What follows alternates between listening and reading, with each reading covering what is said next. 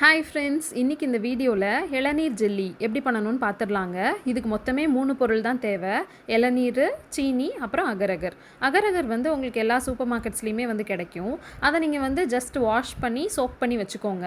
அப்புறம் ஒரு பேனை ஸ்டவ் மேலே வச்சுட்டு 1 டம்ளர் தண்ணி சேர்த்துக்கோங்க. தண்ணி நல்லா சூடானதுக்கப்புறமா சோக் பண்ணி வச்சுருக்கிற அகரகரை உள்ளே போட்டுருங்க. ஒரு 2 to 3 மினிட்ஸ்க்குள்ளேயே அந்த அகரகர் எல்லாமே வந்து நல்லா டிசால்வ் ஆகி வந்துருங்க. அது எல்லாமே நல்லா டிசால்வ் ஆனதுக்கப்புறம் ஸ்டவ் ஆஃப் பண்ணிவிட்டு தனியாக எடுத்து வச்சுக்கோங்க.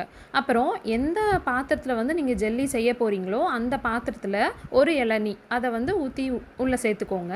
அதோட ஃப்ளஷ் இருக்கும்ல உள்ளே, அதையும் சேர்த்துக்கோங்க. அது வந்து கொஞ்சம் டெண்டராக இருந்துச்சுன்னா மட்டும் சேர்த்துக்கோங்க. ரொம்ப திக்காக இருந்துச்சு அப்படின்னா அதை சேர்க்க வேண்டாம். அதுக்கப்புறம் நம்ம அகரகர் தண்ணி இப்போ எடுத்து வச்சுருக்கோம்ல, அது கூட 3 டேபிள் ஸ்பூன்ஸ் ஆஃப் சுகர் வந்து சேர்த்துக்கோங்க. அதுவும் நல்லா டிசால்வ் ஆனதுக்கப்புறம் அந்த லிக்விடை இந்த இளநீ கூட சேர்த்துருங்க. சேர்த்துட்டு ஒரு நல்ல மிக்ஸ் கொடுத்துட்டு 2 to 3 hours ரெஃப்ரிஜரேட் பண்ணி எடுத்துக்கோங்க. ஃப்ரீஸ் பண்ணக்கூடாது, ரெஃப்ரிஜரேட் பண்ணணும்.